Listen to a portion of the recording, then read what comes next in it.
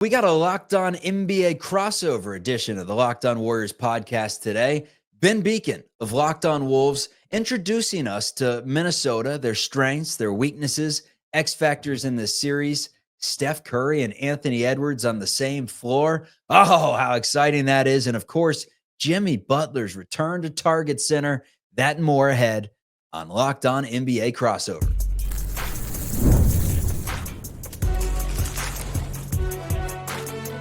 You are Locked On NBA Crossover, part of the Locked On Podcast Network. Your team every day. Hey everyone, welcome into the show. Charlie Walter with you, formerly at 95.7 The Game in the Bay Area. That's the flagship station of the Golden State Warriors. Also cover the team and their title run in 22 for CBS News Bay Area, call letters KPIX. Today's episode is brought to you by FanDuel. Right now, new customers get $200 in bonus bets when your first $5 bet wins. We are part of the Locked On Podcast Network, your team every day. Ben Beacon of Locked On Wolves joining me today as we have the Locked On Wolves, Locked On Warriors crossover ahead of the Tuesday matchup, game one between these two teams that almost had identical records. The Warriors finished just one game below Minnesota in the standings. The Warriors won head-to-head during the regular season. But due to the whole size issue that the Dubs have, I think a lot of the national public and probably a lot of Wolves fans are feeling very confident about this series. Want to kind of do things this way, Ben. First of all, good to see you, by the way. Good to see you as well.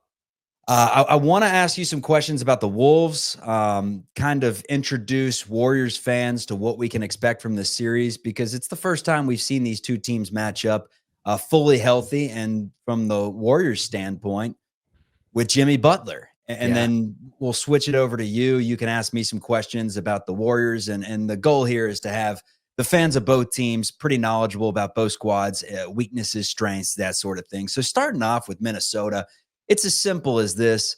Anthony Edwards is a superstar. You got a lot of size around him. You got some shooting around him. A well-balanced team Minnesota is defensively, offensively. They can grab rebounds. What is the weakness that the Golden State Warriors can exploit from Minnesota? It's a great question. The Wolves, so in the regular season, their biggest weakness was crunch time. Minnesota had a terrible point differential, or I should say a really good point differential, a bad record. Against that, their Pythagorean win-loss record was like 4 or 5 wins better. And I guess the Lakers series didn't actually have that many crunch time games either. They kind of pulled away. I think only one game really would have fit that criteria. So I would say late game execution. And that against a veteran team like the Warriors and a veteran coach who's been there and won like Steve Kerr, that could be an issue. And we obviously that conversation then becomes how much of that is coaching versus execution by the players. And, usually falls somewhere in the middle. And so that would be something to keep an eye out for. Inevitably, there's going to be some very close games in this series. That would probably be the biggest thing for me. Minnesota also has a tendency to allow things to snowball. And there were a couple of games this year where it was like, they have a lead and they had a 24-point lead on the Bucks, second to last week of the regular season. If they had won this game, they would have ended up with home court. I think they would have been 4th in the West. And they were up 24 in the fourth quarter, and just a zone, which I'm sure we'll talk about today. I have questions for you about the Warriors zone, completely threw them off. And they lost a 24-point fourth quarter lead because they just completely ceased to function offensively. And so that would be another thing, is just kind of like both execution against the zone, which is going to be an issue. And then also, can they, there's kind of this like kind of haywire factor to Minnesota occasionally. They didn't show it in the Lakers series. They maintained composure for the most part throughout. But there are still some maturity things, and they've got vets. Like, everybody refers to them just like a young team. But I mean, Mike Conley's 37, Rudy Gobert's on the other side of 30. They've got guys who have been around the leagues. Dante DiVincenzo at this point has been in big games, as you know. So I think there's some of those kind of wild cardy things. Otherwise, they're a really balanced team. I mean, you look at, like, they could beat you in a lot of different ways. Minnesota is a top 10 defense, top 10 offense. They were one of, I think, 5 teams with that distinction this year in the NBA. They can play fast. They're a really good shooting team. They can play big. They can play small. They close games against the Lakers with Rudy on the floor. They close games with him off the floor. So the Wolves are a very well-rounded team, and there's just kind of some of these like things on the periphery that they'll kind of rear their ugly head, and it's like, here we go again. It's a crunch time collapse or whatever. So, there's certainly the possibility that comes up, but for the most part, it's not a team that has any like, they're horrible on the glass or anything like that. They're fairly well-rounded. I'm fired up. It's such a different series than Houston. And granted, the size factor is similar in a sense. One thing that's different is like Şengün, you give him the ball on the block, he's going to score down there. Gobert, not necessarily a polished offensive player that you're going to expect to put up 30 like Şengün can do on a given night. Naz Reed hangs around the perimeter a little bit. McDaniel, although he's tall, he's not necessarily the most physical person in the league and is more versatile than some of the bigs that Houston has, like Steven Adams and company. So completely different squad in that sense. And the biggest thing is with Houston, 30 seconds left in the game, it was who are they going to put the ball in their hands to make a play and win the game? There's no question who that player is on the Minnesota Timberwolves. It's an interesting dynamic in the sense that we have Anthony Edwards, maybe the future of basketball, one of the faces of the game, especially with his personality. And then you have Steph Curry, who some would say was the face of the game. Many would say still is the face of the game. And this is like one of those series where some say it's the future against the past. And I guess Warriors fans want to know, is it still the present? Does Golden State have a chance to get it done? Like Curry, Edwards, how excited are you to see these guys on the same floor playing meaningful basketball? Because we haven't seen it yet in the playoff series. Yeah, it's going to be a ton of fun. Actually, there was an interview with Ant. I don't actually know what it was from. It surfaced. I saw it on Twitter a couple days ago where he was asked last year after the season. It was like a GQ interview or something like, who do you most want to play in the playoffs? And he said something like, we're going to go further next year. And then he said, I really want to play the Warriors, Golden State. And then he was asked why. And he said, because he wants to play Draymond because Draymond talks so much trash. So it's funny. He didn't mention Steph in the response, but of course maybe we'll talk about the Draymond Rudy stuff. But like Ant versus Curry is an Ant, just like that's his personality. And everybody talks about this, but it is so true. Like last year he beat KD in the first round and, beat Jokic in the second round and fell to Luka in the conference finals. This year he beats LeBron and Luka in the first round. So now he's beaten Luka, he's beaten KD, he's beaten LeBron, he's beaten Jokic. And Curry is kind of like, I don't know that he's the next boss, but like he's a checklist. Yeah. Yeah, exactly. And that's exactly how Ant thinks. Like he wants to be the guy going at the guy. But I think the growth that he's shown this year, at least so far in the playoffs through the 5-game series win over the Lakers, is he wants to be the guy, which is what you want. But he doesn't think he has to be the guy in the sense of scoring. And we saw him distribute, like, I think it was game 4, which was a pivotal game, the last game in Minnesota before going back to LA. If you lose that game, you go back to LA tied, and now you've lost home court if you're the Wolves, and 2 of the last 3 are played in LA. So you really want to win that game at home. And Anthony Edwards scored a bunch of points early in the fourth. He hit a couple of deep threes.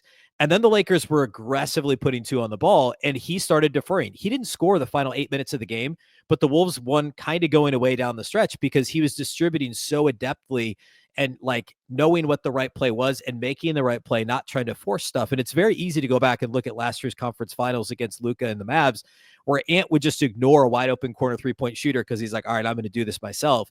And you want a little bit of that in the guy who is the guy, but he needs to also be able to know when it's time to call someone else's number and to make the right choice. And he's made that step so far. Obviously, he's got to do it again and again and again if they want to win a championship.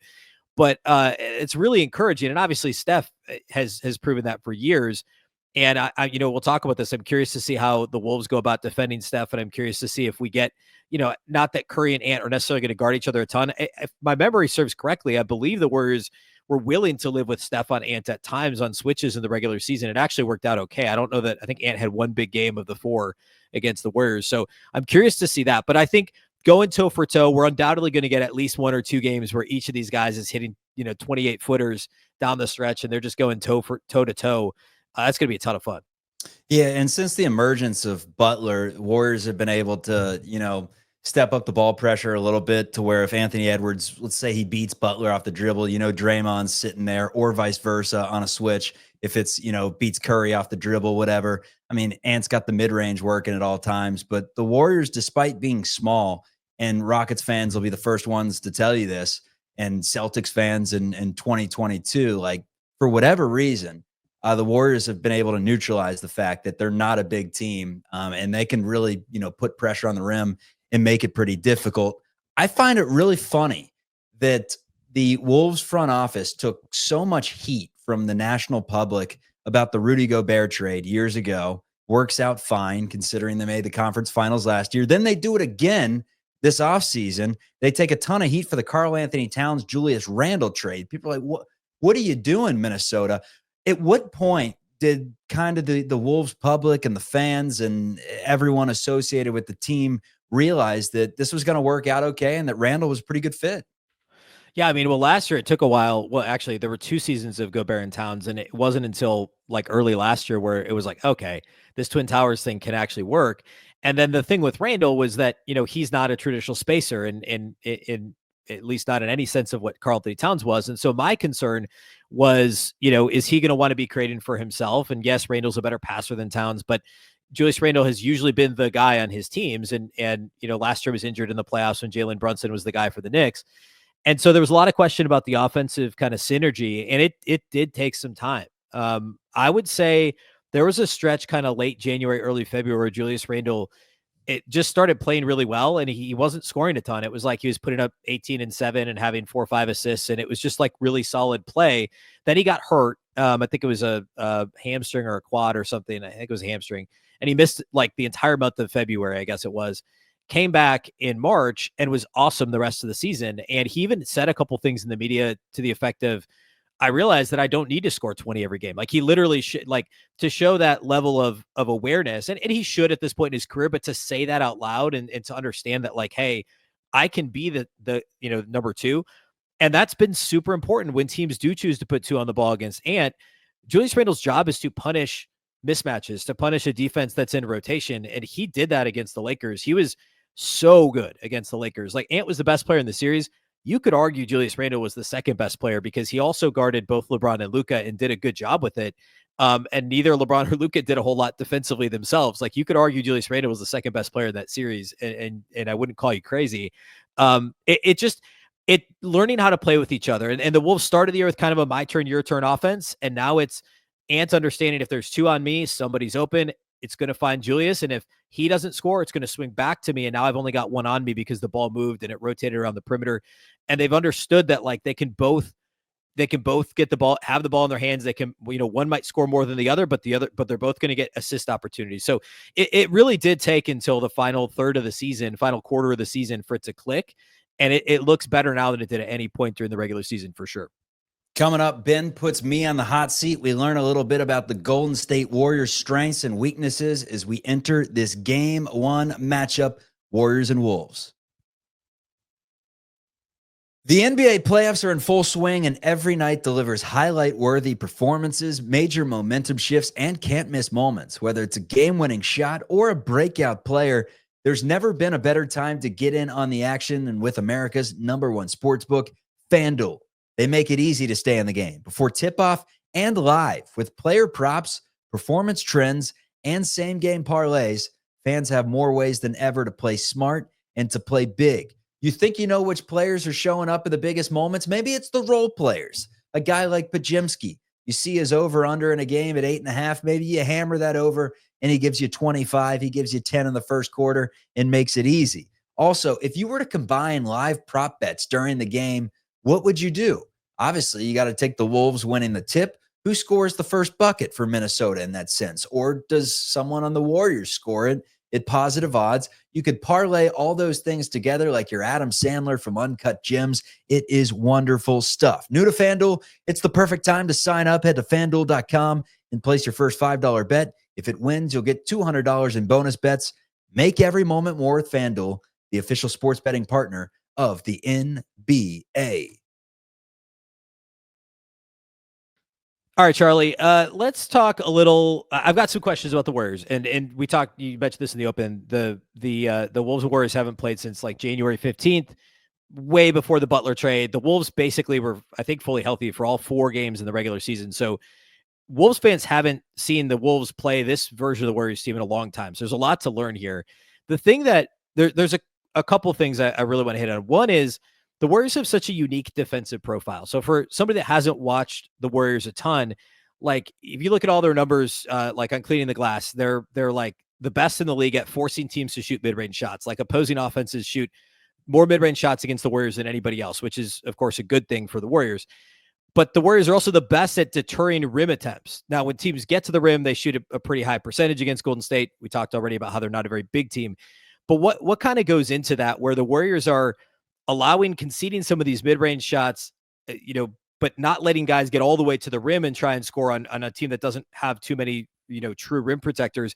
My mind goes to the zone, but they obviously don't play the zone. I know they play it more post Butler trade, but it's not like the Warriors are playing the zone every time down. So what does that look like for the Warriors defensively? What do you think their overall strategy would be in a series like this? It's like a bend but don't break mentality. It's so strange to watch because individually they do have some really good defenders, but even pre Jimmy Butler, and granted Wiggins was a great defender too, they still just got it done. And the engine's Draymond Green, obviously. He just has this strange way about him where he's like a magnet towards the ball. And if the Warriors defenders one-on-one make a mistake, Draymond's just kind of there, hand up in the air, hand in the passing lane. He's just a presence at all time. And that presence, when you get close to the rim, it's that bend but don't break mentality. You saw it so many times with the Rockets where it felt like they were getting decent looks. Like I look at it when I used to play 2K back in the day. I always wondered, like 2K11, I'd be the Thunder and I'd be Cephalosha and company, and I'd have wide open 3-footers, not wide open, contested 3-footers, and they would never make the shot. And I'm like, why is this shot so difficult in this game? And it's because it's difficult in real life. When you have, 6'9" defenders that are physical, hand in your face, bumping you down low, 4 feet, 5 feet away from the bucket, those aren't easy shots. I mean, just ask Şengün. He was, near the bucket the entire series, down low. I mean, they were putting pressure on the rim, it seemed like, at all times. So when you say the mid-range game, the Warriors allow some of that. I mean, at times this season, yes, but when it came to the Rockets, it was simply they turned them over and won the games. When they turned them over, they put a lot of pressure on the ball. And then I think a lot of it has to do with, again, going back to Draymond and Butler. They play so well with each other. They're allowed to take gambles. A lot of those gambles lead to deflections. They lead to steals the other way. The Warriors are pretty good in transition, although they did want to slow it down against the Houston Rockets and kind of muck up the game, grind it out. But from what I've seen in this postseason, and it may be different against Minnesota, you can get it close to the rim against the Warriors, but they just affect shots. They make 7-footers extremely difficult, and they weren't always grabbing the rebounds against the Rockets, but when they are getting up there and snatching it, and not letting you get multiple shot opportunities, it's been a really good defense. In fact, a lot of times this season, it's been blown assignments and wide open threes that have killed the Warriors. It's never really been on the interior aside from the Rocket series. And most of them were, second chance points to where it was kickouts for threes and things like that. But it truly doesn't make sense that the Warriors have basically no center aside from the 11 minutes from Kevon Looney and, Quentin Post at 7 feet that hangs out around the perimeter and is not necessarily the most physical, although he has shown some signs of light defensively. It's just strange how the Warriors have been able to do it. And they did the same thing in 21-22. I mean, Looney was their big man then, and he's their lone big man now. And they're still doing the same thing, deterring shots around the rim. Yeah. You mentioned, the Warriors turning the Rockets over in the first round series. That's the pace and I guess everything around the pace is something I'm very curious about this series, because neither team plays at like a really fast pace normally, but they both can do it. And like post Jimmy Butler trade, like I was every time I was pulling numbers, I was looking at pre and post and like the season as a whole. And Golden State's played faster with Jimmy Butler, but it's also, I think, probably, and correct me if I'm wrong, but they're also number one in the NBA in opponent turnover rate. They have a force in the regular season post Butler trade, have forced opponents to turn it over almost 18% of the time, which must be feeding these transition opportunities. And from the Wolves side, the Wolves are also top 10 in the regular season at forcing opponent turnovers. And they really only run off of, they don't run after rebounds. They don't take the ball to the net and run. They're running with, they're trying to be opportunistic by forcing turnovers and running. Is that also kind of the Warriors style? And like, I'm just overall curious, like, what's the pace of this series look like? Is this just each team kind of trying to, like duck and dodge and pick their spots to run, and then otherwise just being very careful they don't let the other team get out and run amok and get a bunch of open threes in transition? It's interesting you bring that up because preseason Steve Kerr's entire mantra was we're going to get back to really finishing in transition, being a highly efficient transition offensive team, being a good transition defensive team. And they've kind of, you're right, they've picked and choosed their spots this season. And what I find fascinating about the Warriors defense is just the team defense aspect of it. You have a lot of defenders that do a lot of different things well. For example, you have Moses Moody that on the ball can cause some havoc with his 7'1" wingspan at the, shooting guard, small forward position, whatever he's playing, although we've seen him play some 4 recently with how small the Warriors have been going. Podziemski just gives you incredible effort. Not a great defender by any means, but he's good enough. And one thing that he does is if you do get out in transition and try to run on him, he's going to take a charge just about every single time. I think he was 3rd in the league this year, 2nd in the league last year. So he can really neutralize the fast break when he gets back there. He's just tactically a really smart defender, knows where to be and knows how to take a charge. And that can't be understated. Curry, I thought, was excellent in Game 7 against the Rockets. Like, he was really good on the defensive side of the ball. That can't be overlooked. Draymond is Draymond. I mean, he finished 3rd in Defensive Player of the Year and made an argument to win that award. Jimmy Butler's still an outstanding defender at this age. And it just all kind of collectively works. And no matter who you throw in there, Kevon Looney protecting the rim, it just seamlessly works. And I think that's a little bit of the reason why we haven't seen a ton of Jonathan Kuminga. Good on the ball defender, gives great effort, has tremendous length and upside and a defensive presence that can be really good in this league. But when it comes to team defense, knowing where to be, picking up his teammates, I would have to imagine that Steve Kerr sees a little bit of a weakness in his game in that department. And that's why he hasn't been playing along with a multitude of other reasons.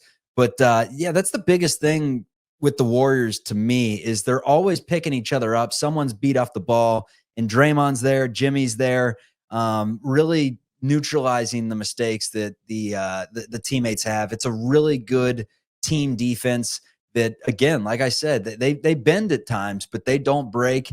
And they, for the most part, don't allow teams to get really hot from inside the arc. Usually a lot of the damage is done from the perimeter, it feels like. Yeah, and that was one of the things I noticed in going through the numbers is that the Warriors have struggled at times to defend the perimeter, and opponents shoot really well and really frequently from the corners against Golden State, which again could be one of those things that's influenced by when Golden State does go to basically a 3-2, 1-2-2 type zone. If that can kind of feed into that. Last question for you before we kind of get into some like fun questions about the series and X factors and things like that. Who do you think defensively, matchup wise, like we've seen teams put smalls on Rudy Gobert and try and make him like actually, try and score. Obviously it didn't work for the Lakers in Game 5, but it worked pretty much the rest of the series. Or, does Jimmy Butler guard Ant? Does he maybe even guard Julius Randle? I think the Rudy question is really fascinating. Or do you think it's just more of a fluid, like, I guess what do you think is the strategy to start with, at least for Golden State defensively? I don't think you see a single double team on Rudy Gobert. Obviously, you didn't see it on Şengün for the most part. They were letting, Draymond just defend him one-on-one down low. Even when, Şengün was switching on Pods, for example, they're like, Pods, just, make him beat you. That's what I was going to ask, actually, is if you think that Podziemski might actually guard Rudy. Like, is that the matchup and they just live with it? I mean, if the switch happens, like, they're going to live with it. And I don't think they're going to throw many doubles Rudy's way. They're going to make him beat you, because I don't see any way that they allow, single coverage on Anthony Edwards and Julius Randle to, have that 2-man attack and beat you. I mean, it scares me defensively, because the Warriors can settle for jump shots. We saw it at times against the Rockets. Unfortunately, they hit 18 threes in game 7, and that was the deciding factor. Without 9 Buddy Hield threes, the Warriors don't win that game. But for the most part, the Warriors are at their best when they attack the rim. And usually the main culprit of that is Jimmy Butler. He can get downhill. He can finish just about whenever he wants. And if he doesn't, he's going to make the smart play, kick it, and teammates are going to get good looks. So that's something that I look at in this series. Rudy Gobert protects the rim as well as anyone in this game. Naz Reed, McDaniels, all these guys, they bring size to the table and length that can really affect the driving lanes. And that's my biggest dynamic. Like, how are the Warriors going to play this thing? How many jump shots are they going to take? If the shot's not falling, how are they going to get inside? They don't have a really back to the basket big. Jimmy Butler is probably the best they have in that regard, and back to the basket, making a move. So that's a dynamic to me that could be fascinating if the Warriors aren't hitting shots, because they've been very Jekyll and Hyde, even in games this season. It's not like when they're hot. I mean, granted, game 7, Buddy Hield was hot early and he was hot often, but there are a lot of times where they'll hit 9 threes in a 5-8 minute span, and they look like the best shooting team in the NBA. They fall in love with the 3, and then they go one of their next 13, and they allow a 15-point lead to dwindle. They did it to the Spurs multiple times. They did it to the Jazz earlier in the season. Didn't matter who the team was. When they fall in love with the 3s and they don't knock them down and they don't attack the rim, that's where they can fall in some trouble. The good news is for the Warriors, they're playing the best defense they've played this entire season. So they can win the muck it up game too, as long as they're not allowing Ant to go for 40. All right, let's talk about just a few more kind of overall questions about this series. Some final thoughts here. Maybe we'll do, I don't know. I'm open. Let's do some predictions maybe Why at the not? end of this. So Yeah. we'll do that here next.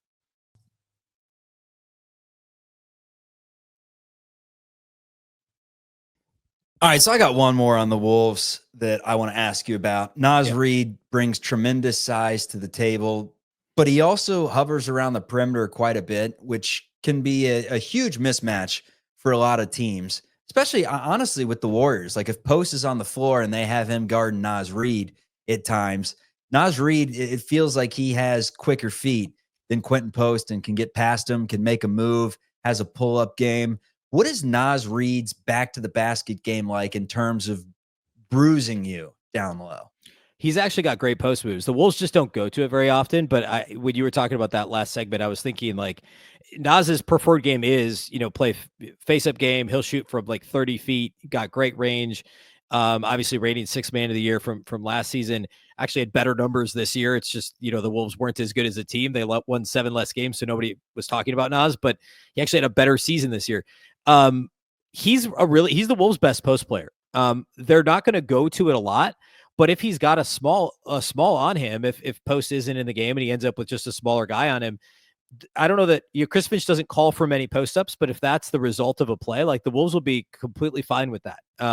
Naz loves to kind of, crab dribble middle and get somebody on his hip and throw up a little hook. And he's really good doing that. He's great facing up. Actually, his offensive game is a little bit reminiscent of a little bit more of a perimeter oriented Karl Anthony Towns. Like, their games were always relatively similar, where they could face up and shoot the 3. And then if you come out to shoot the 3, he's more athletic than Karl Anthony Towns. He's not quite as tall, but he's more athletic, and he's longer, I think, in terms of wingspan. That first step is very quick. And if he's got a big guarding him, like you said, he'll face up, he'll take him to the basket. If he's got a small, he can take him in the post, or he'll just shoot a 3 over them. I mean, he was 41% from 3 last year. He was 38% this year. Like, he can score from anywhere, and he's still, even after winning that award last year, I think one of the more underrated players. And he was really good defensively in the Lakers series too, was asked to guard Luka at times and did a good job with it. I actually was going to say he's kind of my non-star, my non, if we want to take out Ant and take out Randle, like, he would be my X factor. Yeah. And I was going to ask you the same thing. Like, and for all those reasons too, by the way, I think the Warriors they're going to have a tough time defending Naz for the reasons you cited. Bigs can't really guard him and smalls can't really guard him. And the Warriors do have some of those kind of mid-sized guys, but like, this feels like a series where the pace is going to benefit Naz and he'll have some opportunities. Setting aside Steph Curry and setting aside Jimmy Butler, and I mean, I put Draymond and Rudy kind of in the category where they're both going to be impactful, but neither one of them is going to lead their team in scoring at any point. I say that Rudy did it in Game 5 against the Lakers, but who would your like X factor be for the Warriors if they're going to win this series? Who is the player that's going to step up? I've been saying it for a while, man. It's the mantra of like it takes a village, because with this team, you're not getting consistent. Curry is Curry, minus a few games this season. He's been excellent since Jimmy Butler's joined the fold. Like minus a few years, a decade ago, this is as good as Steph Curry's played. Like legit. And granted, the thumb has been affecting his shot a little bit in the last week or two, but he scored 50 points multiple times in the last couple months. Like he has been outstanding. Jimmy Butler, playoff Jimmy, is real. He's going to give you consistent action every single night. Regular season, Butler, as we know, had some duds, some games where he was really deferring and, may have had 9 assists, but only had 6 points, whatever. But since the playoffs have come around, like Jimmy's giving you 28 and 6 seemingly every night. The villagers, though, the Buddy Hields, the Brandon Pajemskis, the Moses Moody's, the Gary Paytons, they can go for, 3 points any given night. Or as we've seen in the case of Pajemski, he can go for 25. Or as we've seen in the case of Buddy Hield, we now know he can go for 9 threes and 33 points. Payton can give you 15. Post can knock down 5 threes and give you 15 points. Santos can give you incredible energy off the bench. The question is like, it's like the mix and match. How many of the Warriors role players are going to step up? And the nice thing is usually someone is on. If no one is on, they're screwed. Like Jimmy and Steph can't carry the load in that sense. They need someone to knock down shots. They need to take advantage of the gravity that Steph is going to provide every single play. They get clean looks. They got to knock them down. If you want me to point to one, I would say Pajemski, because he's shown us in the last month or two and even in the last week that he can give you 25. But Buddy Hield's right there too, because the statistics back it up. I kind of lost track like midway through the season, but I think at one point it was 18-1 were the Warriors when Buddy scored more than 17 in a game, I believe it was. So like you get 17 points from Buddy Hield, the Warriors win just about every single game. It's how they got off to such a hot start without Butler, when they had a squad that consisted of Melton and Kyle Anderson and Schroeder and whoever it may have been at that point. They were winning games. Schroeder wasn't on the team, but you know what I'm saying. They were winning games because Buddy Hield was playing out of his mind. So if they can get that version of Buddy, it's a huge X factor as well.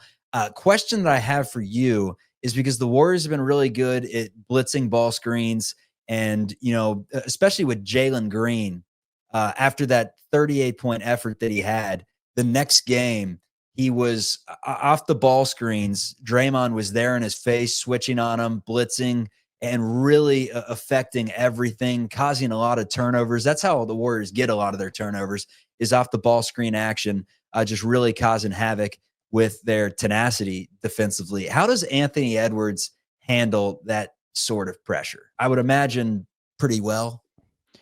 Yeah, I mean, Ant was actually blitzed on pick and roll plays more than any other player in the NBA this year. It was like something like 16% of the time he was blitzed off pick and rolls. There were 2 on the ball, and he points per possession wise was lower on that list. Like if you look at the list of guys, it's who you'd expect. It's the SGAs and guys like that.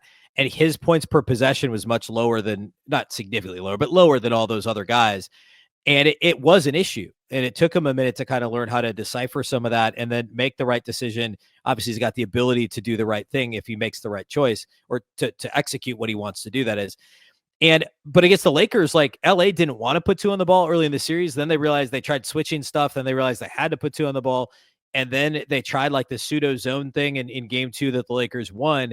Ant even said post game, "Hey, I was a little confused by this. It looked like a zone, but I don't think it was a zone, and I'll have to watch the tape." And then sure enough, he figured it out. He realized that like, hey, they're just like, they're switching off the ball. Like we're running actions through to try and get guys, to try and move around the defenders, and the defenders aren't moving. It's not really a zone. They're just passing off the other players.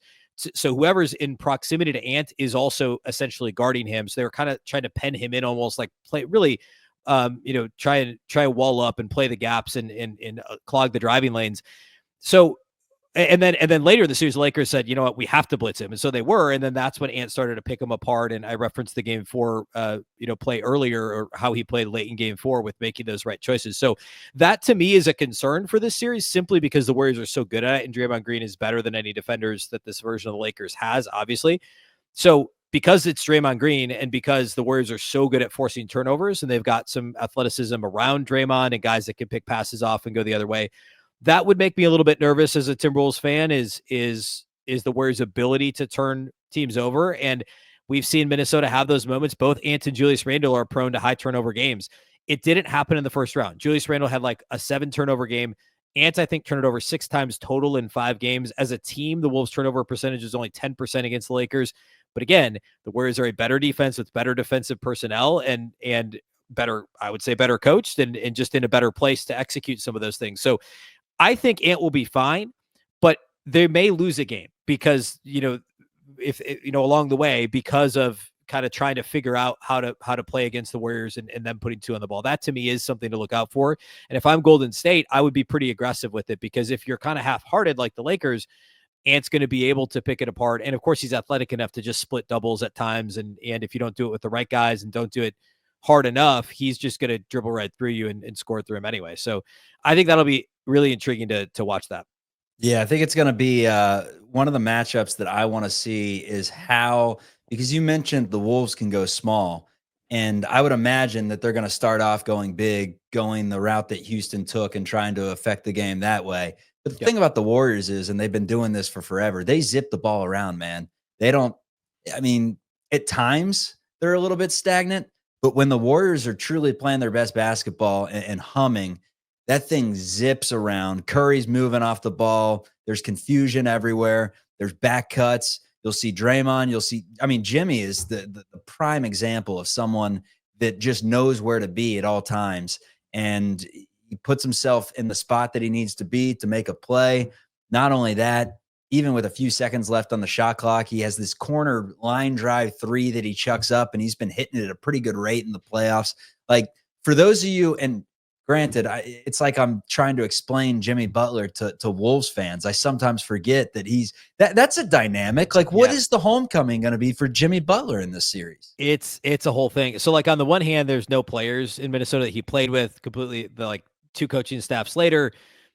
Basically nobody in the front office, like, other than like trainers. There's no team adjacent personnel, but the fan base is going to be ready for Jimmy. I don't know if you saw, I think it was last year, he came with the Heat. It was in street clothes on the bench. Like, famously now, it's been like 7 years since they traded him. He's only played 3 times at Target Center, partly because he's been in the East, but also partly because he's avoided it. Like, he's legitimately avoided, like, he sat one game out for, there was some legitimate personal reasons along the way. There was one game that was a rest game, and he finds a way to not play. And so he was in street clothes on the bench, and the fans were chanting, "We want Jimmy," and he blew a kiss to the crowd. And there's a level, like, it's going to be, the Wolves fans have not forgotten, even if nobody on the court is going to really care on the Wolves side.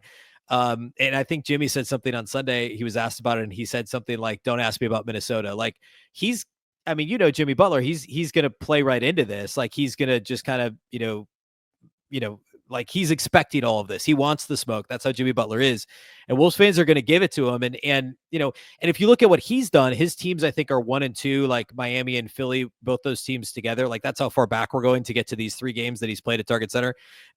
He only had like 1 good game. The other games are like 12 and 16 point totals. So it'll be interesting to see if he lets the game come to him, or if he tries to be a little more aggressive, or what that is going to look like. But trust me, the Wolves crowd is going to be more than ready for boos and chants and whatever else they want to throw at Jimmy Butler. What are we thinking? How many games is this series going? So I think the Wolves will win the series. I think I have 6. I think it'll be 6 games, and I know that means they'd win on the road, but the Wolves have been a really good road team all year. They closed out the Lakers on the road. They won 2 out of 3 there. They were actually better on the road than they were at home this year comparatively. So I actually think the Wolves win in 6. And I think basically every game is going to be really close. I think there's going to be a lot of really close games in the series. But that's my prediction, is Wolves in 6. I'm going to go with the Warriors in 6, obviously, just like I did against the Rockets. And granted, I was a game off, but we'll go, You got Wolves in 6. I got Dubs in 6. So it's going to be fun, man. It is going to be really fun to see if Anthony Edwards against some defenders that can give him trouble. I think. Yeah. Yep. I think Draymond and Jimmy Butler collectively, the two-headed monster that they are, can give Edwards some issues. The thing is Edwards is so confident, and the bigger the stage, it feels like the better he plays. To where I don't even know if two of the better defenders in the game can neutralize him. I think Edwards is he's gonna get his, man. He's averaging 27 in the playoffs. He averaged 27 the regular season. I think he's going to score 27 many times in this series. It comes down to me. How does Julius Randle do against the Dubs? Yep. How's that matchup?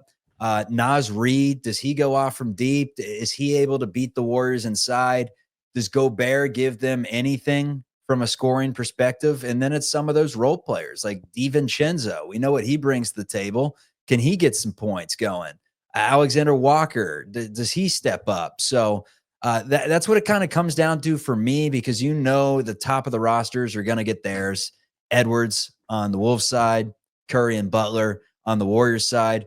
But as I say, the villagers, the pods, the buddies on the other side, the DiVincenzos and the McDaniels, whoever it may be, like which team's role players are going to be better. That may be the deciding factor in this one to me. And I agree. I think it's going to be a really close series. Really good series. It does feel like the Wolves have picked up a lot of momentum as being the hot pick in this series, despite losing the regular season matchup in terms of the games without Jimmy Butler for the Warriors, A, and B, really having the same record pretty much the entire season until the last day of the year. So Wolves are the trendy pick right now because they dismantled the Lakers, whether that's black eye on the Lakers part, or whether the Wolves are just playing really, really good basketball, which the latter is true based on the way they finished the season. But we're going to find out how good these two teams are. This is the beautiful thing about the West, Ben. Yeah. Like, who knows, man? Well, it's really, 6 and 7 seed playing in the second round. I think I heard that this was the second time ever that there's been a 6 and a 7 seed playing in the second round, which tracks. I mean, like, this is these a weird aren't your year. traditional 6 and 7s, though, right? Exactly. These are like easily could have been the 3 and the 4 seed in the West, right? Like everybody, there were 6 teams separated by 2 games or something like that. So it easily could have gone either way. And I agree with you. I think it's going to come down to role players. I think the ceiling of some of the Wolves players, Buddy Hield may have a crazy game, Pods may have a crazy game, but I think there's a higher likelihood of over the balance of the series, the Wolves role players between the reigning 6th man of the year, Naz and DiVincenzo. Like, I think there's enough guys that have the ability to get hot and maybe just score. Maybe 3 of those guys score 12 points, and that's enough, right? Like, I think there's a little bit better depth there than Golden State. Even if Steph Curry, like, he could easily be the best player in the series. Like, he could get hot. And like you said, he's playing some of the best basketball of his career. And then that could be what lifts the Warriors. But if it comes down to just straight up, like in a vacuum, I think the Wolves' depth will help them as well in the series, and maybe some of those mismatches that they can create with Naz Reed and others. And then the size, rebounding, I think it'll be fascinating to see how this plays out. And they're going to have the advantage in game 1, plenty of rest. The Warriors less than 48 hours of rest. So here's the big factor in this series. If the Warriors can somehow sneak out game 1 and take home court advantage with the wobbly legs, whereas the Wolves have been rested, that's a huge wake-up call in the series. Ben Beacon from Locked On Wolves. I'm Charlie Walter from Locked On Warriors. This is the crossover episode. Appreciate everyone for joining the show. We'll talk to you soon. Enjoy the series, everyone.